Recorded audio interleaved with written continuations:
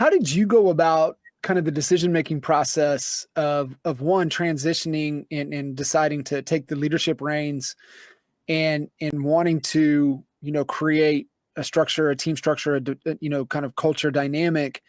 And, over that 3 years, what were some of the ahas, lessons learned, looking back over the 3 years? Man, I wish I would have known this going into it.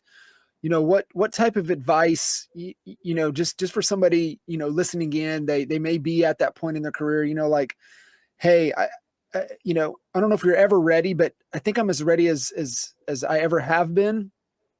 What advice would you give, that person based upon what you learned over Yeah, that time frame? absolutely. It's just to just do it and don't be afraid to fail. But most people who are thinking about taking on this team leadership role, they have a certain umph about them that is, gotten them in a certain place in their own business and that they're willing to share with others. Um, it's definitely been a journey, being a team lead, especially because I didn't come from a team. So I was really trying to understand, okay, what is a team structure or what makes sense and what does it look like or what are the true benefits of being a part of a team? And for me, I knew I was ready when I hit top producer 2 years in a row in the Atlanta market. And I started to feel very alone. And I felt very like I was winning, but I felt like I was missing something. And so I started feeling like I tell my team all the time, this team is for you all, but it's for me because Yeah. I need the accountability and I need the positive energy and I need the collaboration. The first 3 years of my career or 2.5 years of my career, I didn't collaborate with other agents. I didn't even talk to other agents. I didn't even know there was even a reason to even talk to other agents. I was like, I'm just selling houses, and I just didn't really, I just really was not open to networking, or I just was in my own lane.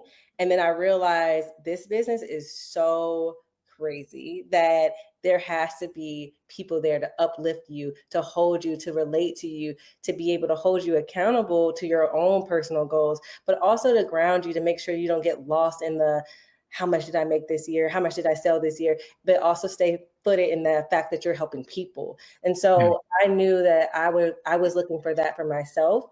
And so, like I said, teams weren't a huge thing when I first got started. It didn't become big until I want to say like 2 years ago that teams started becoming. And Nicole Ambrose, who we both mutually know, she told me, she said, Courtney, you need to make a team because she's like, I'm telling you now, the day of an individual agent is going to be gone and there's going to just be teams. And she told me it's time for you to do that. And I said, okay, well, let me just try to figure this out. And I failed at first. I got a partner. So I was scared to do it by myself. So I got a partner who was my mentee at the time. And I said, let's just do this together. Let's like build a team together. And then I realized, the team lead role, you have to be okay with taking a slight step back from your own personal business. Yeah. And I think that that's a hard pill to swallow because real estate is such a mind game because it puts you in a race with yourself where I have to be better than last year or I have to be just as good as I was. And to see yourself fall back sales volume or to see yourself fall back in that perspective, you have to like mentally be prepared to you're going to take a step back from your own business to help other people's business.